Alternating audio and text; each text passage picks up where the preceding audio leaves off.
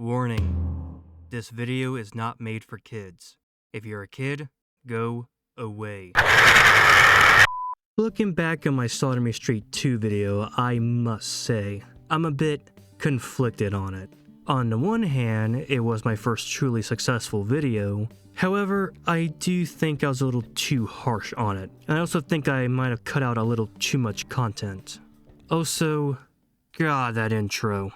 Sup, bitch-ass motherfuckers, I'm back. This comment says it best. I still stand by what I said about the game, being that it's clunky, poorly made, and absolutely no quality control whatsoever.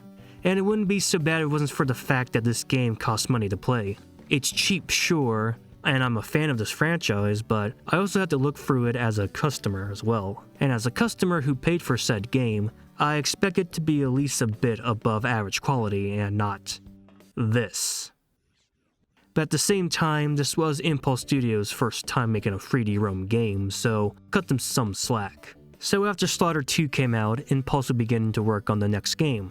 But it was put on hold at least until they remake the first and second game, which is for the best, as the first and especially second game are in a desperate need for a remake. Evolutions looks a little promising enough, however that game was also put on hold. And no, it's not because of 99, it was due to the developers, aka Nate Sanders, would go on to make a new IP, which this IP would be Midnight Evil. Released on Steam in 2019, Midnight Evil is pretty much FNAF meets Boogeyman, but you have to read. The game has a unique mechanic where you can hook up your microphone and it will pick up on your voice as you read through the book. Before you're wondering, no, I am not hooking my mic up to read. As for one, I can't read. And second, I just do not feel like it. So with that being said, let's get on to the review.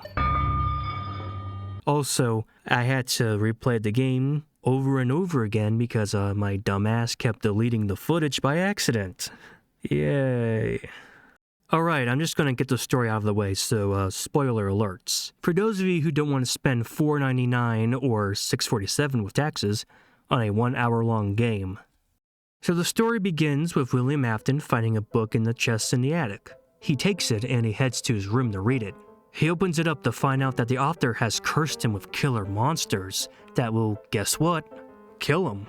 So he must read to save his life without the help of his parents. I guess they all work the night shift or something. So the story begins with Conan O'Brien's sister being eaten by little fuzzy green creatures known as the Urklings, a species of ancient creature known as the Fae, and the Urklings are considered the most dangerous of them all. They come in 3 different tribes, the green ones led by Gulos, the red ones led by Vigos, and the white and blue tribe led by Ralos. These creatures survive by feasting on the flesh of children. Conan tries to tell everyone that his sister was killed by the green men, but no one will believe him. Instead, all the blame was put on a wolf. So the narrator and Conan make up a plan. They will kill it with fire and show it to the village. But it turns out they can't die from fire. So the narrator and the village people try to kill it by any means. While they were trying to kill the thing, more Urklings come by and kill and eat more of the village kids. So out of desperateness, the narrator decides to call his grandmother from the dead. At first, she ignores his ass, but later comes to him in his sleep. She says that the only way to get rid of the Urklings is to pretty much sacrifice oneself. The narrator was not happy about this, but decides to do it anyways. So he drugs Conan O'Brien and feeds him to the Urklings while he himself turns into one. It's now morning and the Urklings are gone, and William decides to put it back in the chest, only for it to be gone. So he buries it to make sure it can't cause any more harm.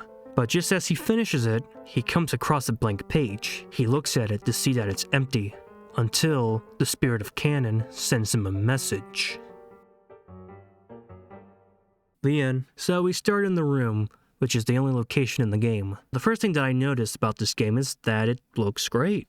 It's a massive improvement over Slaughter 2, mainly in both the lighting and graphics. Nice to see that Impulse improved from their last game, especially with the modeling, as the Urklings I say look a lot more better and intimidating than the puppets from the first and second game. William's room is decked out in all kinds of stuff. Glowing stars, traffic lights, and a traffic cone for some reason.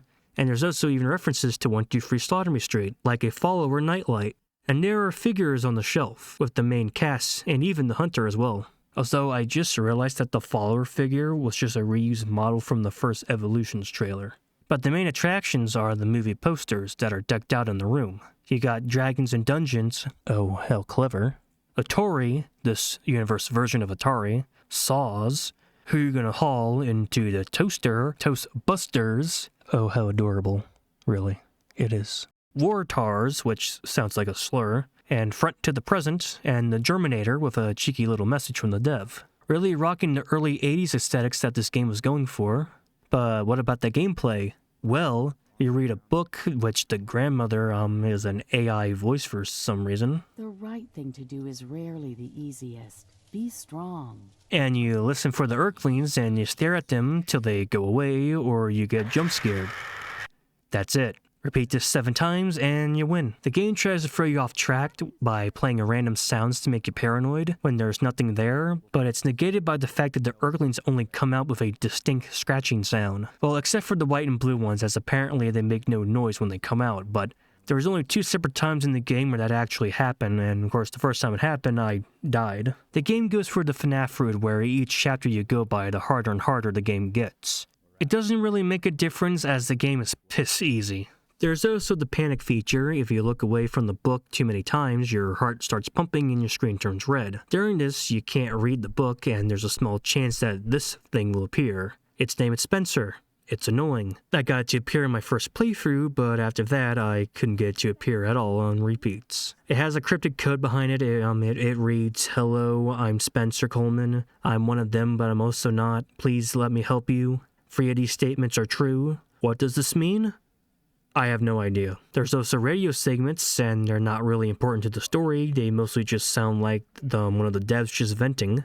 You can also play Atari games, so there's that. Man, this game is kind of a nothing burger. I mean, if you look past the whole reading gimmick, there's just nothing to it. This game is really boring. It gets repetitive really fast. It's the same issue with FNAF and other games that are like it. Keep in mind that I had to replay this game multiple times, trying to do repeat playthroughs on a game with no replayability at all. It also doesn't help with the fact that this game is insanely short. Man, I mean, it's like this game gives me very mixed feelings. On the one end, it's visually and graphically impressive, and the story is interesting nonetheless, but the Earthlings are just not a threat. It just needs more mechanics and content in it. Besides from reading, the Earthling tribe should have done more. Like how the white ones, they don't make any sound. You could have had the red ones, I don't know, they attack you from underneath your bed, you gotta look underneath it. Of course, that would be like ripping off Boogeyman, but still, at least it's something different than doing the exact same thing. I kinda like it, but I also kinda don't like this game.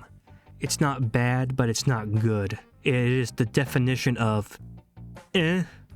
So I'll give it a 2.5 out of 5. They did sequel bait near the end, and the Earthlings would go on to cameo in Slaughter Me Street in '99. So hopefully we might get a sequel, a Midnight Evil 2 in the near future, as I think it has potential to be an interesting franchise. And with how good Slaughter Me Street 99 is, I do think Impulse can make a worthy successful follow-up, hopefully. So yeah, that's it. Subscribe, I guess. Wish me horrible luck, and I'll see you in the next video. Goodbye.